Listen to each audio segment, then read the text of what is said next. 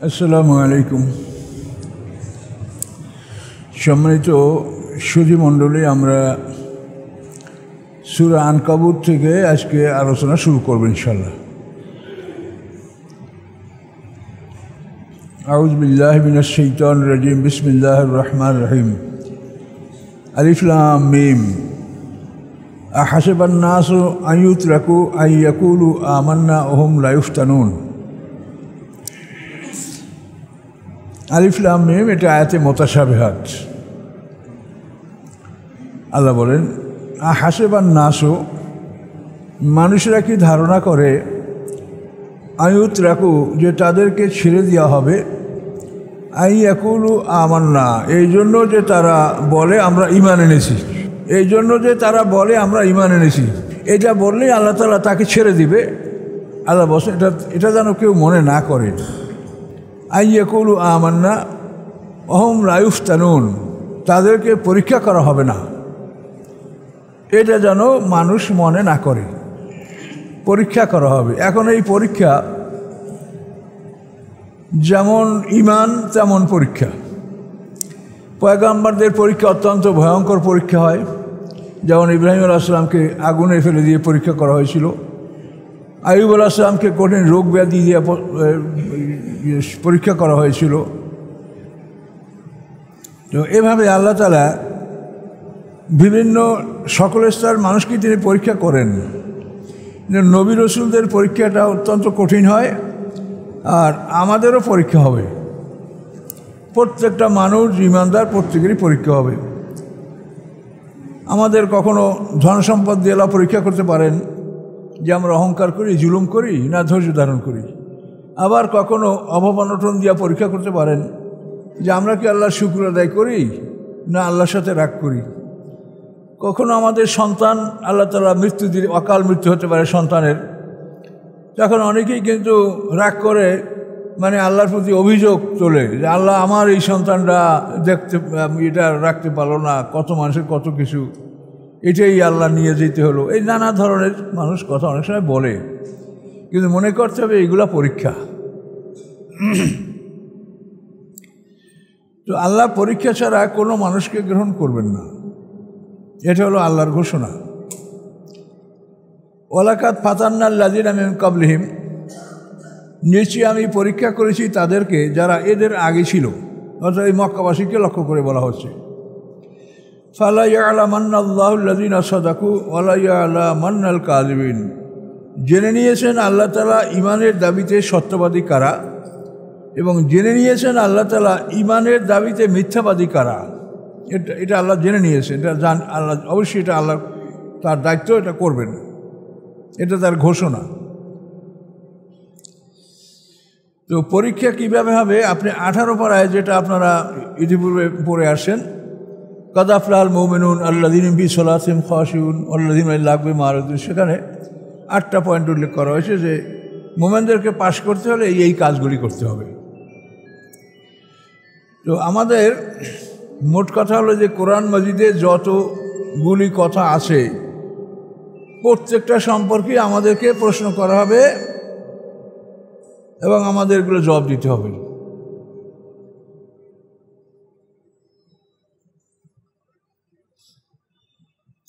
পুরো কোরআন শরীফ আমাদের প্রশ্নপত্র, এখানে যা যা আছে প্রত্যেকটা প্রশ্নের উত্তর আমাদের প্রস্তুত করতে হবে।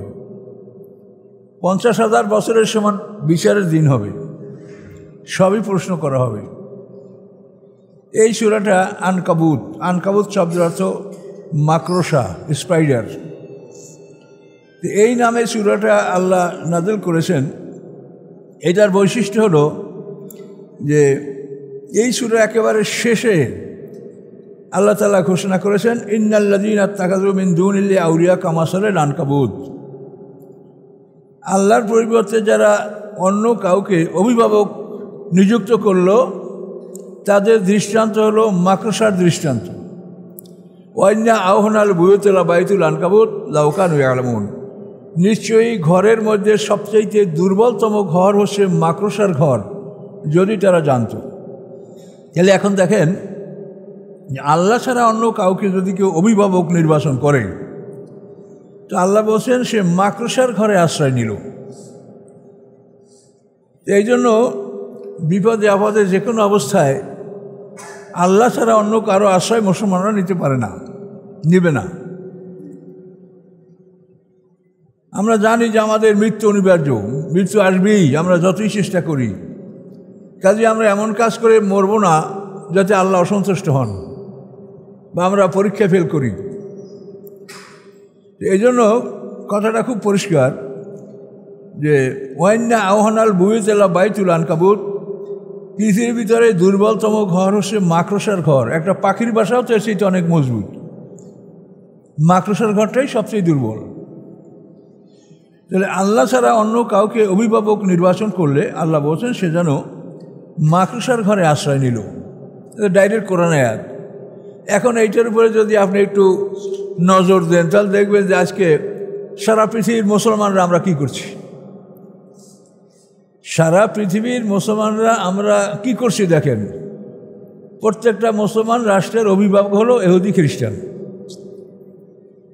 তারা মুখে মুখে অনেক সময় ইহুদি খ্রিস্টানদের কথা বলে, কিন্তু আসলে তারা ইহুদি খ্রিস্টানদের সাথেই আবদ্ধ।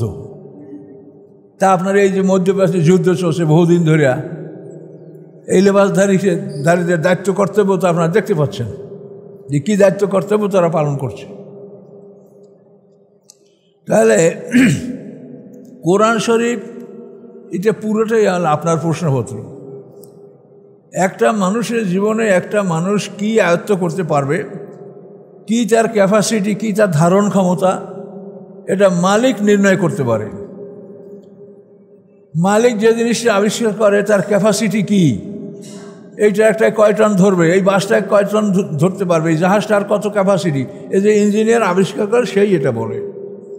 তা আমরা মানুষ, তা আমাদের ক্যাপাসিটি হলো যে এইটুকু আমরা জীবনে আয়ত্ত করতে পারবো যদি আমরা চেষ্টা করি। এই কোরআন এখানে 114টা সূরা আছে, 6067টি আয়াত আছে। এটা হচ্ছে আমাদের ক্যাপাসিটি। আমরা যদি জীবনের শুরু থেকে শেষ পর্যন্ত এই কোরআনকে আমরা অবলম্বন করি এবং জানার চেষ্টা করি, তাহলে এইটাই আমাদের জীবনের জন্য দেখবেন খুব ভারী জিনিস। অনেকেই দেখবেন যেটা শেষ পর্যন্ত আপনি যেতে পারেন নাই।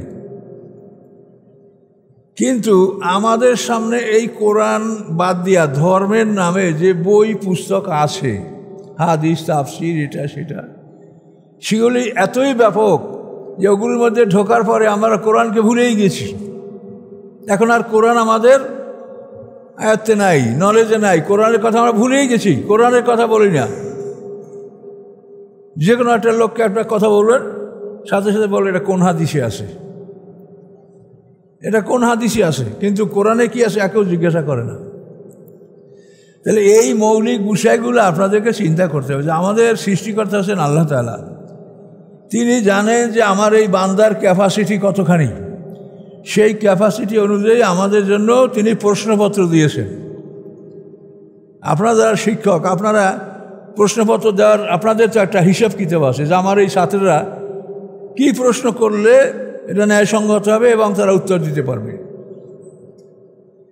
আল্লাহ রাব্বুল আলামিন আমাদেরকে সৃষ্টি করেছেন, আমাদের ধারণ ক্ষমতা কতখানি এটা আল্লাহ সবচেয়ে ভালো জানেন। তিনি আমাদের জন্য এই প্রশ্নপত্র আল কোরআন আমাদেরকে দান করেছেন এবং আপনার জীবনের শুরু থেকে শেষ পর্যন্ত আপনি এইটাই আপনার সিলেবাস, এইটাই আপনার প্রশ্ন, এই নিয়ে আপনি চেষ্টা সাধনা করবেন। আপনার কতখানি ব্রেন, কতখানি মেধা, এটা আল্লাহ জানেন। আল্লাহ তাআলা জ্ঞান সৃষ্টি করার পরে জ্ঞানকে বলেছেন বেকা উহা শিবু আর বেকা উহা কেবু, হে জ্ঞান, তোমার মাধ্যমে আমি হিসাব নেব, তোমার মাধ্যমে আমি শাস্তি দিব। পাগলের কোনো বিচার নেই, জ্ঞান নাই, বিচার নেই। তাহলে বিচারের মানদণ্ড হলো আপনার জ্ঞান। জ্ঞান দ্বারা আপনাকে বিচার করা হবে। সোজা কথা, এগুলো তো বুঝতে আপনার কষ্ট হয় না। পাগলের জ্ঞান নাই, তার কোনো বিচার নেই। তাহলে বিচারের মূল বিষয়টা হলো যে জ্ঞান। এখন কার কতখানি জ্ঞান আছে সেটা মালিক ভালো জানেন। কাজে মালিক বিচারের ক্ষেত্রে জুলুম করবেন না। যে হিসাব আমার হবে সেই হিসাব আপনাদের হবে না। আপনাদের হিসাব অনেক হালকা হবে তার সাথে, আমার হিসাব আমি মনে করি অনেক জটিল হবে। যে আমাকে আল্লাহ তাআলা সামান্য জ্ঞান দান করছেন, আমি এটার হক কি আদায় করেছি, আমি কতখানি এটা দায়িত্ব পালন করে আল্লাহর কাছে গেছি, এটা আমাকে এটা জিজ্ঞাসা করা হবে।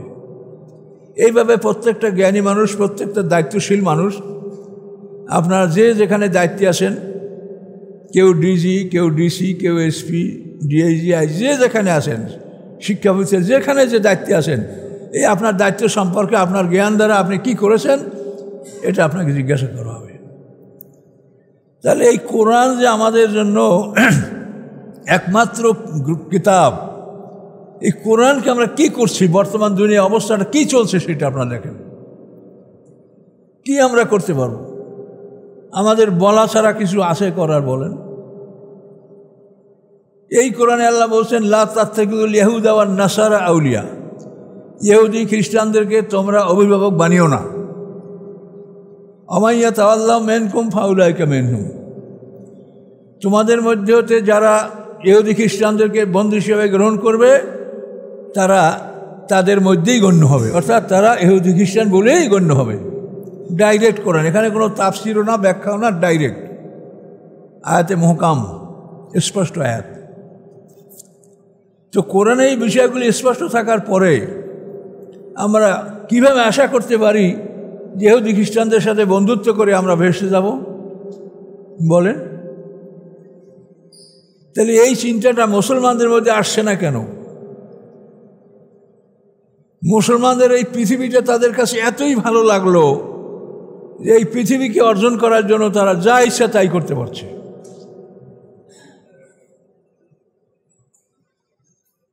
উহুদের যুদ্ধে একটা আয়াত নাযিল হয়েছে, মিনকুম মাইরুদুদ দুনিয়া অমিনকুম মাইরুদুল আখেরা।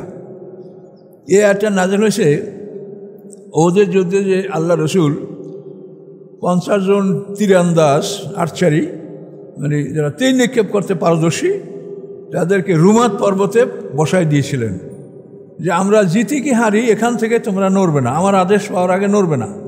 কেন এই পথেই আল্লাহ রসুল যে উহুদে যেখানে অবস্থান নিয়েছিলেন, এই রুমাত পর্বতের এখান থেকে পিছন থেকে একটা রাস্তা আছে যে ঘুরে রাসূল সাল্লাল্লাহু আলাইহি ওয়াসাল্লামের পিছনে যাওয়া যায়। এই রাস্তাটাকে আল্লাহ রসুল বন্ধ করেছেন 50 জন তীরন্দাজ দিয়া, যে এই পথে যেন আবার আমাদের পিছনে শত্রুরা আসতে না পারে। তো আব্দুল্লাহ ইবনে জুবাইরের নেতৃত্বে এই 50 জন লোক সেখানে ছিল। প্রথম পর্বে মুসলমানরা উহুদের যুদ্ধে জিতে গেলেন। মুশরিকদের আব্দেদার বংশ, অর্থাৎ খালেদ ইবনে ওলীদের বংশ হল আব্দেদার বংশ, আর আমাদের রাসূল হলো আব্দে মান্নাফ এর বংশ। আব্দে মান্নাফ আব্দেদার দুই ভাই। এই আব্দেদার বংশের 10 জন সেনাপতি সবই মারা গেছে প্রথম পর্বে উহুদের যুদ্ধে। মুসলমানরা জিতে গেছে। এখন জিতে যাওয়ার পরে মাঠের ধন সম্পদ কুড়ানো হচ্ছে। এই দৃশ্য থেকে ওই 50 জন লোক তারা সেনাপতিকে বলে যে আল্লাহ রসুল তো আমাদেরকে যুদ্ধকালীন অবস্থা এখানে থাকতে বলছেন, যুদ্ধ শেষ হয়ে গেছে, সবাই মালামাল সংগ্রহ করে, তা আমরা কিছু সংগ্রহ করব না। কিন্তু সেনাপতি বলে যে না, আল্লাহ রসুল বলছেন যে আমরা জিতি কি হারি কোনো অবস্থায় আমার আদেশের পূর্বে তোমরা এই জায়গা ত্যাগ করবে না। কোনো হাদিসে এভাবে বর্ণনা আছে, আল্লাহ রসুল বলছেন যে তোমরা যদি দেখো যে আমাদের লাশগুলি পাখিতে খাচ্ছে ছিঁড়ে ছিঁড়ে, তারপরেও তোমরা ওই জায়গাটা ত্যাগ করবে না। তো এখন ওই যুদ্ধের প্রথম পর্বে যখন জিত হয়ে গেল, মুসলমানরা ওখান থেকে 50 জনের 38 জন বাইরে আসলো। 12 জন ছিল সেনাপতির অধীনে, 12 জন ছিল, আর 38 জন বের হয়ে আসলো। খালেদ ইবনে ওলীদ তখন ইসলাম গ্রহণ করেন নাই। তিনি 200 ঘোড়সওয়ারের সেনাপতি ছিলেন উহুদের যুদ্ধে। খালেদ ইবনে ওলীদ বিচক্ষণ সেনা, এদের জাত বংশটাই হলো সেনাপতি বংশ। খালেদ ইবনে ওলীদের বংশ, এই বংশটাই সেনাপতি বংশ। তো উনি অনুসন্ধান করতে লাগলেন যে বিকল্প কিছু আছে কিনা। তখন ওই পথে, রুমাতের ওই পথে আইসা উনি দেখে যে মাত্র 12 জন লোক। খালেদ ইবনে ওলীদ আক্রমণ করলেন, 12 জনকে শহীদ করে দিলেন। দিয়া ওইখান থেকে পিছন থেকে খালেদ ইবনে ওলীদ ওই রাস্তা ধইরা উহুদ পাহাড়ের উত্তর দিকে এই পিছন থেকে ঘুরে আল্লাহ রসুল যেখানে, এই পিছনে পৌঁছে গেল খালেদ ইবনে ওলীদের এই বাহিনী। আল্লাহ রসুল দেখে অবাক হয়ে গেলেন। আল্লাহ রসুল বলেন যে এখন যদি আমি আমার লোকজনকে ডাকি তা আমার ডাক মুসলমানরা শোনার আগে মুশরিকরা শুনতে পাবে। এই ভয়ঙ্কর অবস্থায় খালিদ ইবনে ওলীদ যখন পিছন থেকে আক্রমণ করলেন তখন মহাবিপদ শুরু হয়ে গেল। আল্লাহ রসুল শহীদ হয়ে যাবেন এরকম অবস্থা হয়েছিল। 27 জন সাহাবী সেখানে উপস্থিত ছিলেন আল্লাহ রসুলের কাছে। তারা আল্লাহ রসুলকে মাঝখানে রেখে চতুর্দিকে গোল হয়ে দাঁড়ায় গেলেন। যত তীর তলোয়ার তারা হাত পেতে বুক পেতে এগুলো গ্রহণ করতে লাগলেন। এবং সেই সময়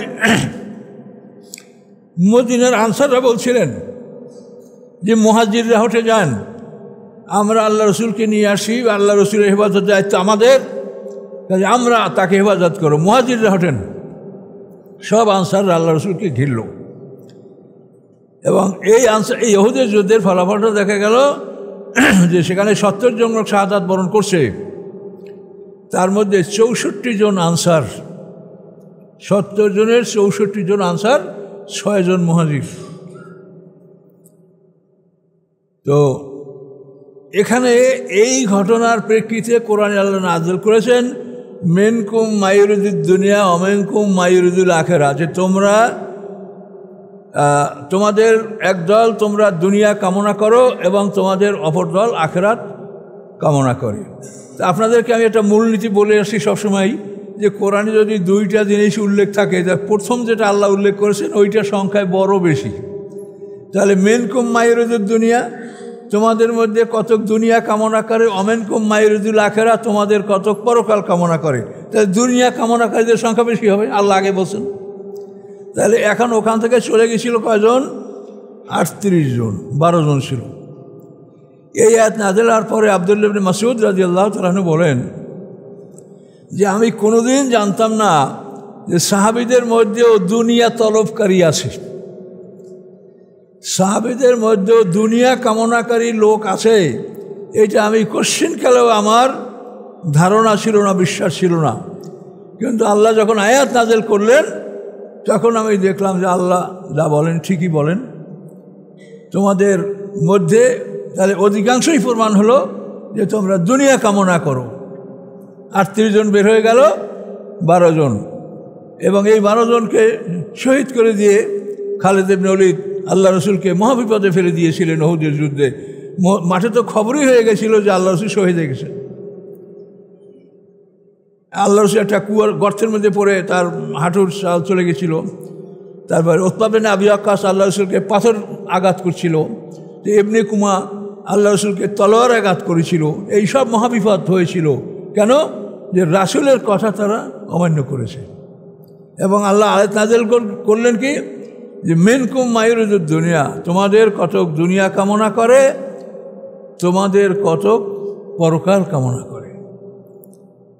তাহলে এখন এই দুনিয়া কামনা করা তারা তো ছিল সাহাবী, আর এখন যারা আমরা আছি আমরা কি আছি বলেন?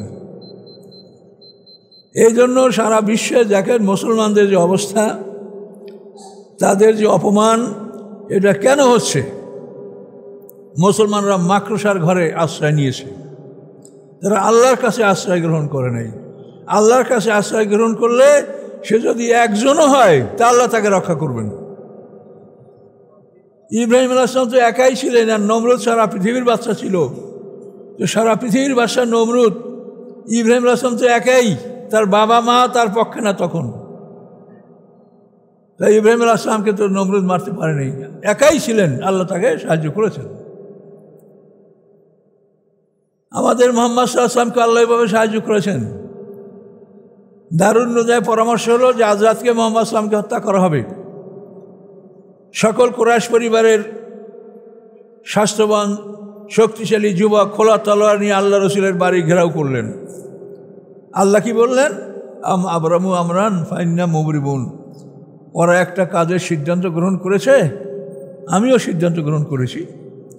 ওরা সিদ্ধান্ত গ্রহণ করেছে আল্লাহ রসুলকে আজকে হত্যা করবে, আর আমি আল্লাহ সিদ্ধান্ত গ্রহণ করেছি যে তাকে নিরাপদে আমি মদিনায় পৌঁছিয়ে দেব। এই বিষয়গুলি আমরা দেখছি, সমস্ত মুসলমানরা দেখছে। যাদের মাতৃভাষা আরবি তাদের কাছে তো কোরআনের এরকম কষ্ট করে কোরআন বুঝাতে হয় না, তারা অন্তত সহজে বুঝে। তারা যে খুব ভালো বোঝে এটা বলবেন না, তবু মাতৃভাষা হিসেবে মোটামুটি সহজে বুঝবে তারা বুঝালে। তারপরেও এই অবস্থাটা কেন পৃথিবীতে আজকে সারা পৃথিবীতে মুসলমানদের দুর্দশা। সারা পৃথিবীতেই মুসলমানরা অনেক কষ্টে জীবনযাপন করছে। এটা কেন? আল্লাহ তাআলা কোরআন পাকে যে স্পষ্ট কথাগুলি বলে দিয়েছেন, ইন্না আশাদ্দান নাসি আদাওয়াতাল লিল্লাযীনা আমানুল ইয়াহুদা ওয়াল্লাযীনা আশরাকু, মানুষের মধ্যে সবচাইতে কঠিন দুশমন মুসলমানদের দুটা জাতি। আশাদ্দান নাসি আদাওয়াতান, দুশ্মনের দিক থেকে সবচাইতে কঠিন দুশ্মন মুসলমানদের দুটা জাতি, একটা হলো মুশরিক আর একটা হলো ইহুদি। কোরআনে পরিষ্কার বলা আছে। এখন দেখেন আমাদের জীবনের লক্ষণগুলি, খবরাখবরগুলি, এগুলি সবই দেখতে পাচ্ছেন আপনারা কি হচ্ছে। কাজেই আল্লাহ তাআলা কোরআন পাকে এই সমস্ত কথা স্পষ্ট বলে দেওয়ার পরেও আমরা আল্লাহর কথা শুনছি না, তাহলে আমরা কি করে ভেসে যাব? কোরআন তো প্রশ্নপত্র, এখানে যা আছে তাই তো আল্লাহ জিজ্ঞাসা করবে, অন্য কিছু জিজ্ঞাসা করবেন না। কোরআনের বাইরে কোনো প্রশ্ন করা হবে না। আপনার যা প্রশ্নপত্র আপনিই বোঝেন। আপনি যদি শিক্ষাখানে একটা প্রশ্নপত্র দিয়ে থাকেন, তা আপনার প্রশ্নপত্রের বাইরে আপনি কোনো কিছু চাবেন না। তা আল্লাহ এটা আমাদেরকে প্রশ্নপত্র দিয়েছেন। যে এখানে আল্লাহ তাআলা এই কথাই তো বলেছেন যে আমি তাদেরকে পরীক্ষা করব। তো পরীক্ষা করার কথাটা আসলেই আনুষঙ্গিক সব কথা আসে। পরীক্ষা করবেন, তাহলে পরীক্ষার জন্য কি লাগবে? পরীক্ষার হল লাগবে। পরীক্ষার হল কি? এই দুনিয়াটা পরীক্ষার হল। তো প্রশ্নপত্র লাগবে। প্রশ্নপত্র কি? আল কোরআন। প্রশ্নপত্র কে বুঝিয়ে দেবে? মুহাম্মদ সাল্লাল্লাহু আলাইহি ওয়াসাল্লাম। তারপর কে বুঝিয়ে দেবে? তার ওয়ারাসাতুল আম্বিয়ারা। প্রশ্নপত্র, উত্তরপত্র, এটা লিখবে কে? খাতাটা কে লিখবে? এটা লিখবে কিরামান কাতিবিন। আমরা এখানে সবাই বসছি, আমরা ওয়াজ শুনছি, আমি বলছি আপনারা শুনছেন। এখন এইটা কি সম্ভব যে আমি এটা বলবো আর লিখবো? একটা মানুষ যে কাজ করে এটা তার নিজের পক্ষে লেখা সম্ভব নয়। এই জন্য প্রশ্নপত্র এইটা অনুযায়ী আপনি যেটা করবেন সেটা লিখবে কিরামান কাতিবিন। ওয়াইন্না আলাইকুম লাহাফিজিনা কিরামান কাতিবিনা ইয়ালামুনা মা তাফআলুন ইন কুল্লু নাফসিন লাম্মা আলাইহা হাফিজ ইয ইয়াতালাক্কাল মুতালাক্কিয়ানি আনিল ইয়ামিনি ওয়াল শিমালি কাঈদ। দুজন সংগ্রহকারী ডানে বামে বসে তোমার কর্ম সংগ্রহ করেন। সব কোরআনে বলা আছে। তাহলে প্রশ্নপত্র যা আছে এখানে, এটা আপনারা উত্তর দেওয়ার জন্য জামে মসজিদে আসছেন আজকে। এখানে বলা আছে ইযা নুদিয়া লিস-সালাতি মিন ইয়াউমিল জুমআতি ফাসআউ ইলা যিকরিল্লাহ। জুমার দিনে যখন তোমাদেরকে ডাকা হয় সালাতের জন্য, তোমরা দ্রুত চলে আসো, বেচাকিনা বর্জন করো। এটা কোরআনে বলেছে, যার জন্য আপনারা এখানে আসছেন। তাহলে এই প্রশ্নপত্রে যা আছে তাই আপনি করবেন। এবং এইটার সাথে সাথে কিরামান কাতিবিন ফেরেশতা আপনার পক্ষ থেকে লিখে নিচ্ছে। তাহলে আপনি এখন টোটাল অবস্থাটা দেখেন। পরীক্ষা করবেন আল্লাহ। প্রশ্নপত্র আল কোরআন, উত্তরপত্র আপনার আমার গলায় লটকানো আমলনামা, এবং এই উত্তরপত্রটা লিখবে কিরামান কাতিবিন ফেরেশতা। এই ফেরেশতাদের মধ্যে কোনো মানুষের মধ্যে যে অবস্থাগুলি আছে এগুলি তাদের মধ্যে নাই। তাদের খানা পানাহার কোনো প্রয়োজন এগুলো কিচ্ছু নাই তাদের। আমরা খাবো, আমাদের সন্তানরা খাবে, বংশাবলী খাবে, এই জন্য আমরা খালি দুনিয়া কামাই করি। কিন্তু ফেরেশতাদের কোনো রকম বংশ নাই, স্ত্রী নাই, ছেলেমেয়েও নাই যে যার জন্য তারা কারো কাছ থেকে কিছু সংগ্রহ করবে। এই জন্য আপনার লেখক যারা, তারা সঠিকভাবে লিখবে। তারপর হাসরের ময়দানে আপনাকে পরীক্ষা করার জন্য অনুমতি দেওয়া হবে যে তোমার আমলটা তুমি পরীক্ষা করো যে তুমি করেছো কি না। তখন আমরা অনেক সময় তর্ক লিপ্ত হব, বলবো যে আমি এটা করি নাই, ফেরেশতা আমার দুশমন, ও আমার বুদ্ধি লিখেছে। তখন আল্লাহ তাআলা আমাদের মুখ বন্ধ করে দিয়ে আল-ইয়াওমা নাখতিমু আলা আফওয়াহিহিম ওয়া তুকাল্লিমুনা আইদিহিম ওয়া তাশহাদু আরজুলুহুম বিমা কানু ইয়াকসিবুন। যখন আমরা আল্লাহর সামনে বাড়াবাড়ি করব, মিথ্যা বলবো, সত্যকে অস্বীকার করব, তখন আমাদের মুখ বন্ধ করে দেবেন। তখন হাতে কথা বলবে, পায়ে কথা বলবে, চামড়ায় কথা বলবে, চোখ কান কথা বলবে। তখন আপনি নিশ্চিত হবেন যে আমি অন্যায় করেছি যা, ওখানে যা খাতায় লেখা আছে এগুলি ঠিক, এর মধ্যে কোনো ভুল নাই। এইটা নিশ্চিত না করে কোনো মানুষের জন্য শাস্তির আদেশ আল্লাহ দিবেন না। আর কোরআন থেকে যে কথা শুনছেন আপনার, এর মধ্যে কি বিন্দুমাত্র কোনো সন্দেহ আছে? এই কোরআন সব কিছু আপনাদেরকে বলছে। তাহলে এখন এই যে পরীক্ষাটা, এই পরীক্ষার অবস্থাটা আপনি এখন বোঝেন। এই পরীক্ষার খাতা দেখবেন কে? একমাত্র আল্লাহ তাআলা। এটা আর কারো এই খাতায় কলম ধরার কোনো ক্ষমতা নেই। আল্লাহ তাআলা একাই এই সমস্ত মাখলুকাতের খাতা দেখবেন এবং তিনি রেজাল্ট শিট তিনি দিবেন। আপনার আমলনামা ওটা আপনার সাথেই থাকবে, যারা পাস করবে ওটায় পাস হিসাবে আপনাকে দেওয়া হবে, আপনি ডাইনাতে পাবেন, যারা ফেল করবে তারা বাম হাতে পাবেন। এই আমলনামা, এটার উপরে আমাদের সব কিছু বিচার, সব কিছু ফয়সালা এটার মাধ্যমে আমাদের হবে। তো এখন এই কোরআনে যে কথাগুলি আছে আমরা সেগুলি কতখানি মানছি? প্রত্যেকটা মানুষ চিন্তা করেন, আপনি দুনিয়ার জন্য BMA পাশ করেন, আমরাও তো লেখাপড়া করছি দুনিয়ার জন্য, আমরা কি ওইটা বুঝেছি যে আমরা এটা কি হই? আমরাও তো তখন মনে করছি এটা পড়তে হবে, পাশ করতে হবে, ভালো ডিভিশন দিতে হবে। কিন্তু আসলে যে আমাদের জন্য আল্লাহ তাআলা যে এই প্রশ্নপত্রটা নির্ধারণ করেছেন, এবং কোনো মানুষের জীবন শুরু হয় না এই পৃথিবীতে। এই পৃথিবীতে কোনো মানুষের জীবন শুরু হয় না। এটা আপনি একটা পরীক্ষার হলে ঢুকেছেন, প্রশ্নপত্র এই, উত্তরপত্র আপনার গলায়, আপনি যা করবেন কিরামান কাতিবিন এই ফেরেশতা এটা লিখবে, লেখার পরে এই খাতা আপনার গলায় ঝুলন্ত থাকবে একটা কপি, আর একটা কপি আল্লাহর কাছে জমা হবে সকাল বৈকাল প্রত্যেক দিন।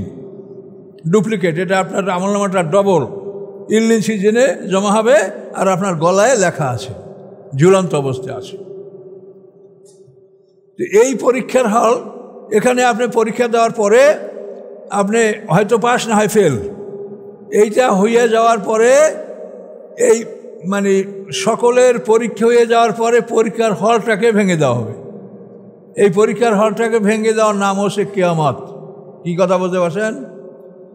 আপনারা যখন ছেলেদের পরীক্ষা নেবেন, তার রুমের পার্টিশনগুলো ভেঙে ভেঙে আপনারা বিরাট হল করেন পরীক্ষার জন্য, আবার পরীক্ষা শেষ হয়ে গেলে আবার রুমগুলো যে নিয়ম আছে সেই রুমে করেন।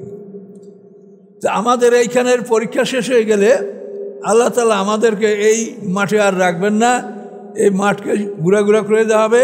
আর যারা যারা পরীক্ষা দেবে, পরীক্ষা দেওয়ার পরপরই তাদেরকে সংরক্ষণে নেওয়া হবে। যার পরীক্ষা শেষ, পরীক্ষা হওয়ার পরেই তাকে সংরক্ষণে নেওয়া হবে। সেই সংরক্ষণের জায়গাটা হলো কি? বারজাক। ওমে ওয়ারাহিম বারজাকুন ইলা ইয়াউমে ইবআসুন। পরীক্ষার পর আমাদেরকে পর্যায়ক্রমে সব বরজাকে একটা করা হবে, সব জমা করা হবে। সবার পরীক্ষা শেষ হয়ে যাওয়ার পরে পরীক্ষার হল ভেঙে দেওয়া হবে। ভেঙে দেওয়ার পরে বিচারের জন্য, রেজাল্ট শিট দেওয়ার জন্য একটা দিন নির্ধারণ করা আছে। সেটা কোরআন পাকে আল্লাহ বলেছেন মিকদারু 50 আলবাসানা। সেই দিনটার পরিমাণ হলো 50,000 বছরের সমান একটা দিন। ডাইরেক্ট কোরআন, এর মধ্যে কোনো দুর্বলতা নাই। সেই দিনে আমরা ফলাফল গ্রহণ করার জন্য হাসরের ময়দানে সবাই উপস্থিত থাকব। সেখানে আমরা ফলাফল পাওয়ার পরে 50,000 বছরের দিন পার হয়ে যাবে। ফলাফল পাওয়ার পরে ডান হাত বাম হাত, একদল ডান হাতে আমলনামা পাবে, আর একদল পাবে বাম হাতে। এই ফলাফলটা নিয়ে আমরা দুইটা ঠিকানায় যাব, একটা হলো জান্নাত আর একটা হলো জাহান্নাম।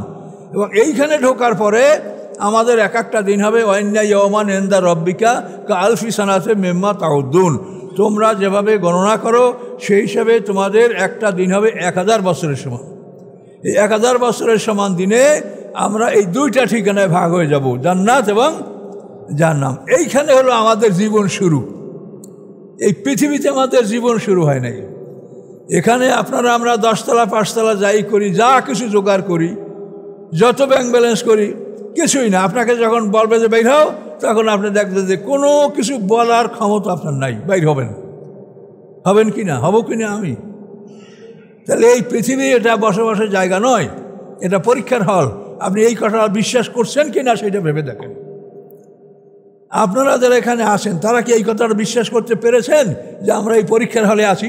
পরীক্ষা দেওয়ার পরে আমরা আমাদের ঠিকানায় যাব। আল্লাহর সৃষ্টি 3 প্রকার, ক্ষণস্থায়ী, দীর্ঘস্থায়ী, চিরস্থায়ী। তো মানুষ হচ্ছে আল্লাহর সৃষ্টি, চিরস্থায়ী, অনন্তকাল থাকবে মানুষ। কতদিন থাকবে? মা দামাতিস সামাওয়াতু ওয়াল আরদু আতান গায়রা মাজুজ।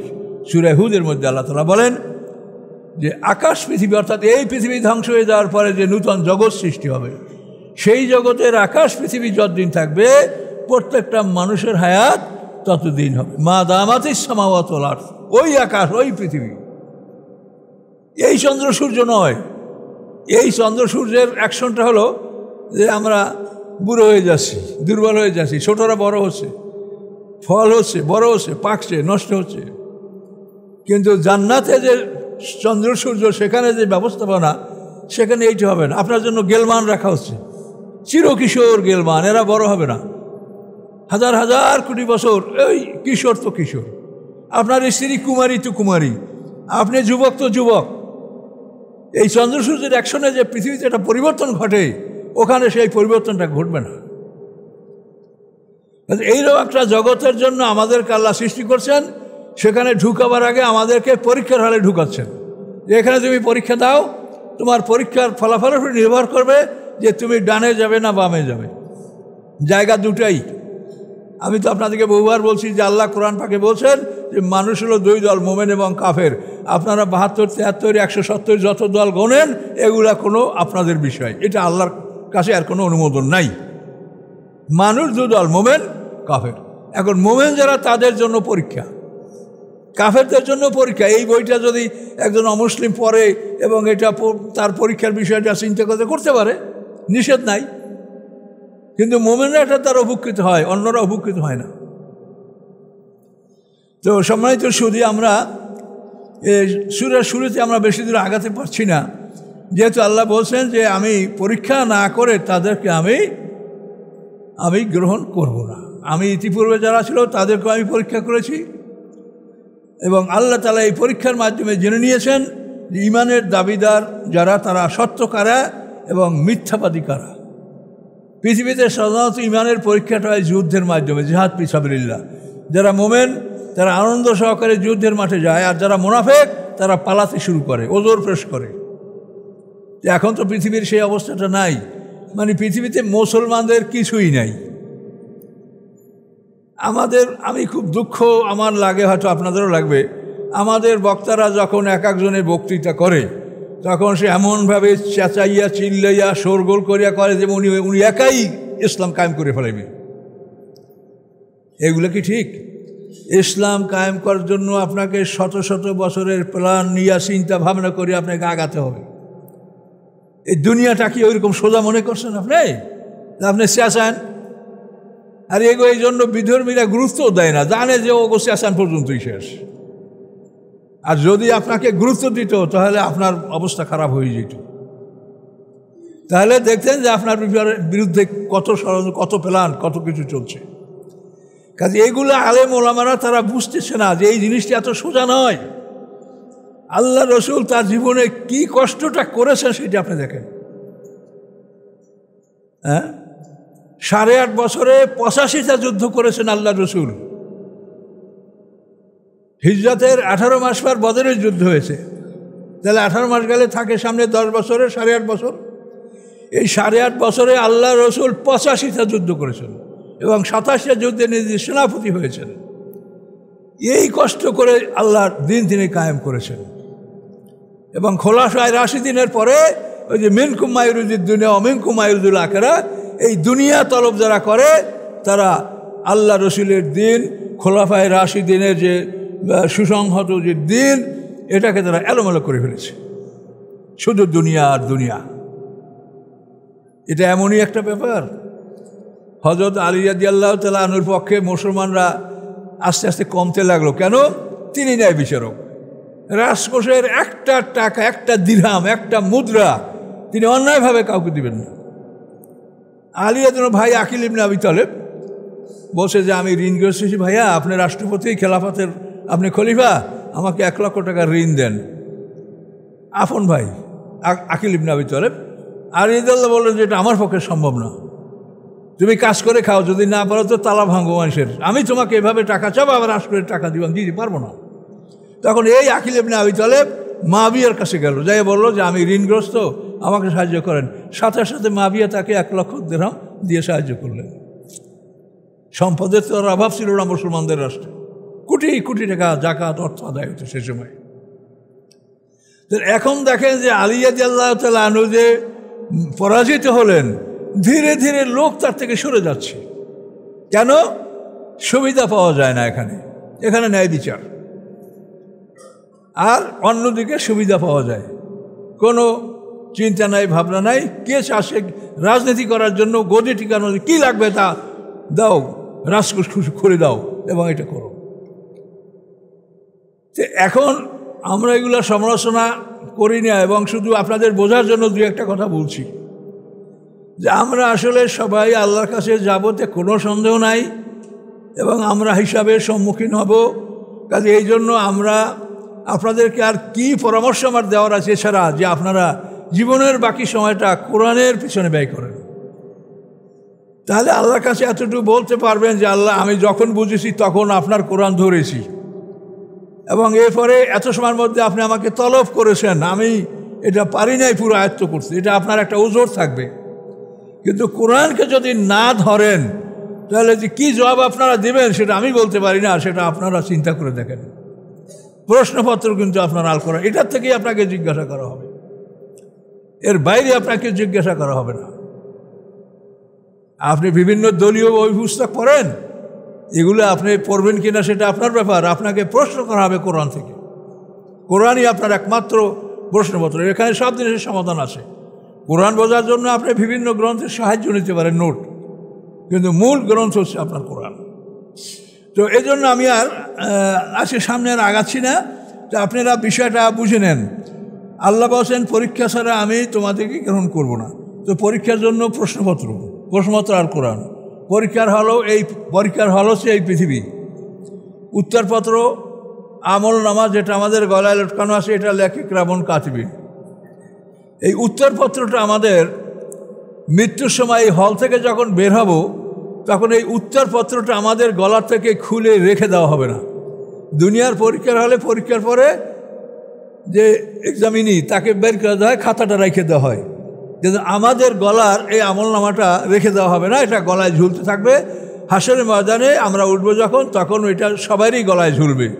যাকে পোড়ানো হয়েছে সে তার গলায় ঝুলবে, যাকে বাঘে কুমিরে খাইছে তার গলায় ঝুলবে। অকুল্লা ইনসানেন আলজান্নাহু তায়রাহু ফি উনুকি, প্রত্যেক মানুষের গলায় তার আমলনামা অনিবার্য কোরআনের আয়াত। এইটা আমাদের গলায় থাকে কেন? থাকবে এই জন্য যেটা আমার এটার মধ্যে ঢুকবার কিছু নাই, কিন্তু আমার শুভাকাঙ্ক্ষীরা এটার মধ্যে কিছু ঢুকাতে পারে। আপনার মোবাইলে আপনার এক বন্ধু আপনাকে ফ্লেক্সি করতে পারে, বিকাশ করতে পারে, এটা বোঝার জন্য বলছি। তা আমরা আমলনামা নিয়ে যে কবরে যাব, আমাদের আত্মীয় স্বজনরা যারা পৃথিবীতে আছে তারা আমাদের জন্য কিছু আমল পাঠাতে পারে, সম্ভব। যার জন্য আল্লাহ তাআলা পিতামাতার খেদমত, পিতামাতার জন্য দোয়া করা, এবং যেখানে ফরাজ সম্পত্তি ভাগ করা হয়েছে সেখানে আল্লাহ বলছেন লা তাদরুনা আইহুম আকরাবু লাকুম নাফা, যে তোমার সম্পত্তি আমি সবার মধ্যে বন্টন করে দিলাম, যেহেতু তুমি জানো না উপকারের জন্য কে তোমার দিকে আগাই আসবে। তাহলে তা বোঝা যায় যে নিশ্চয়ই পৃথিবীতে যারা আছে তারা মৃত ব্যক্তিদের জন্য দোয়া কালাম করলে এটা তারা পাবে, এটা বোঝা যাচ্ছে। এই জন্য এই আমলনামাটা আমাদের গলায় লটকানো থাকে যে আপনারা আপনাদের পিতামাতার জন্য দোয়া করবেন। বিশেষ করে 5 ওয়াক্ত নামাজের পরে ফাতিহা, ইখলাস, দুরুদ এগুলি পড়ে পিতামাতার জন্য দোয়া করে মসজিদ থেকে বের হবেন। এটা দোয়া না করে বাইরে হলে দেখবেন গেটের বাইরে গেছেন, আপনার কিছু মনে নেই। কাজে এই জন্য এই দোয়া আপনারা করবেন, এটা আল্লাহর কোরআনের নির্দেশ। কোরআনে এভাবে বহু আয়াত আছে কোরআনে, আনিশকুল্লি ওয়ালিদাইকা আল্লাহ তাবুদিল্লাহু ওয়া বিল ওয়ালিদাইনি ইহসানা, অসংখ্য আয়াত আছে ব্যাপারে। তা আপনারা এই আমলটা করবেন মুদ্রাগানের নিয়তে, আপনার আত্মীয় স্বজন বংশমের নিয়তে আপনি ফাতিহা, ইখলাস, দুরূদ এগুলো পাঠ করবেন।